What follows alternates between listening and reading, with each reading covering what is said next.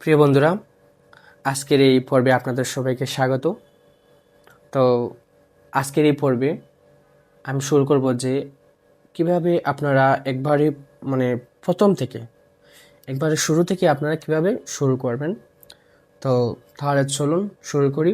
আর হ্যাঁ, আজকের ভিডিওটা যেহেতু একটু লম্বা হবে, ধৈর্য সহকারে দেখবেন, তাহলে আপনাদের জন্য অনেক উপকার হবে এবং আপনাদেরও ছবি আঁকতে খুব সহজ হবে। এবং আপনাদের যদি কোনো চাহিদা থাকে যে ওই ছবিটা আমি আপনাদের সামনে তুলে ধরবো, তাহলে বলবেন কমেন্টে, তাহলে আমি চেষ্টা করব ওই ছবিটা আপনাদের সামনে তুলে ধরার জন্য। তো ছবি আঁকার ক্ষেত্রে প্রথমে আমাদের হাতের শেপটাকে ঠিক করে নিতে হবে। যেমন এভাবে লম্বা করে দাগ দিতে হবে, এভাবে এভাবে আপনারা লম্বা করে দাগ দেবেন যাতে আঁকা বাঁকা না হয়। এই লম্বা রেখা আমরা যখন ছবি আঁকবো তখন সবসময় এই রেখা আমাদের ছবি আঁকার ক্ষেত্রে প্রয়োজন হবে। তো তারপরে আপনারা এভাবে আঁকবেন আঁকা বাঁকা করে। এই আঁকা বাঁকা রেখাগুলো আমাদের ছবি আঁকার ক্ষেত্রে অনেক প্রয়োজন হবে। ঠিক আছে, ছবি আঁকা তো মূলত এইসব দিয়েই, আঁকা বাঁকা, কখনো সোজা কখনো এরকম সব কিছু দিয়ে। তো প্রিয় বন্ধুরা, আপনারা এভাবে চেষ্টা করুন। ঠিক আছে, এভাবে চেষ্টা করতে করতে যখন দেখবেন যে না, আপনার এই যে অনুপাতটা এটা সবসময় ঠিক আছে, ব্যালেন্স ঠিক আছে, তাহলে মনে করবেন যে না, আপনার জড়তা অনেকটাই কেটে গিয়েছে। তো আমি যেমন রেখা, এই রেখা দিয়ে আমি ত্রিভুজ আঁকবো, ত্রিভুজ, বর্গক্ষেত্র, হ্যাঁ, আয়তক্ষেত্র,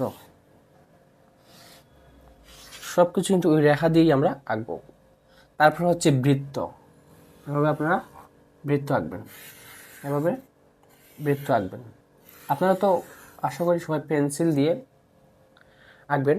তো যারা ছবি আঁকতে চান, আপনারা যখন পেন্সিল দিয়ে আঁকবেন তখন এভাবে চেষ্টা করবেন যে যখনই যা কিছু আঁকেন না কেন সেটা যেন খুব ক্লিয়ারভাবে হয়।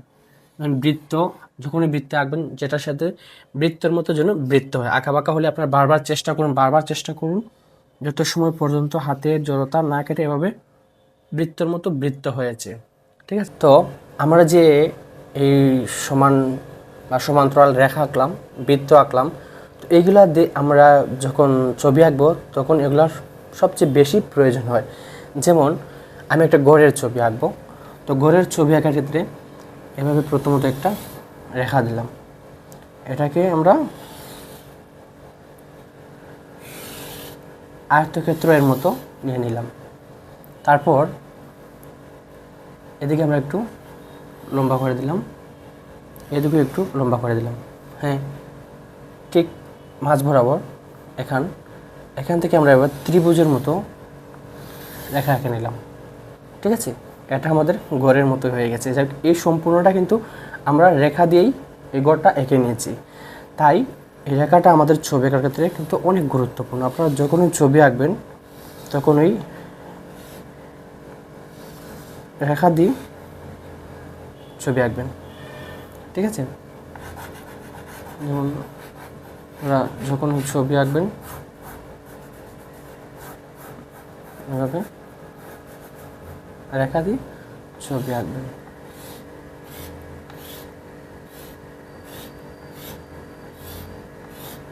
ঠিক আছে, তাহলে কি বুঝলাম যে আমাদের ছবি আঁকার ক্ষেত্রে কিন্তু এই রেখাটা অনেক গুরুত্বপূর্ণ। আমরা বৃত্ত আঁকা শিখেছিলাম। তো এই বৃত্ত দিয়ে আমরা অনেক কিছু আঁকতে পারি। যেমন আমরা একটা কলসের ছবি আঁকি। ঠিক আছে, এটা বৃত্ত,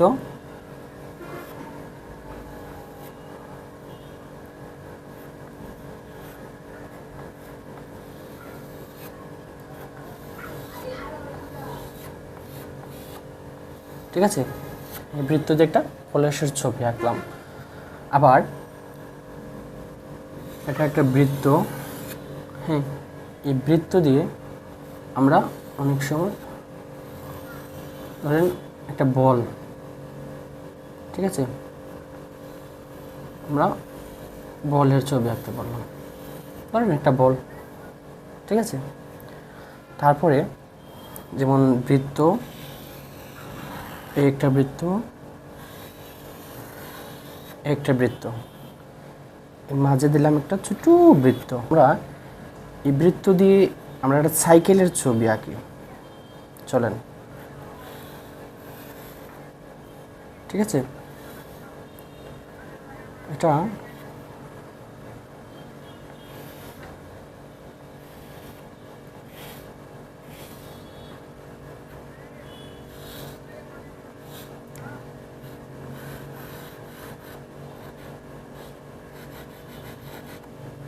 একটা সাইকেলের ছবি হয়ে গেল। এটা কিন্তু সম্পূর্ণ বৃত্ত এবং রেখা এসব দিয়েই, ঠিক আছে।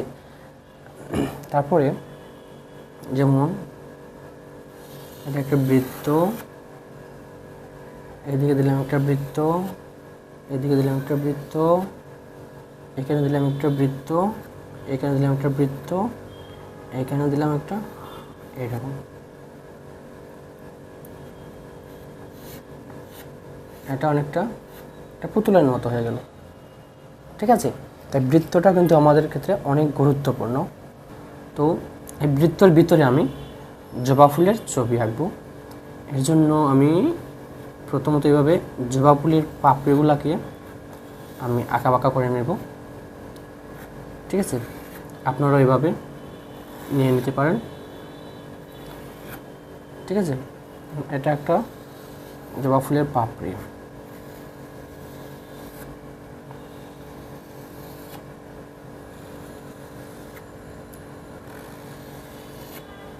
তো এটা এই ফুলের ডাটা, এটা হচ্ছে জবা ফুল,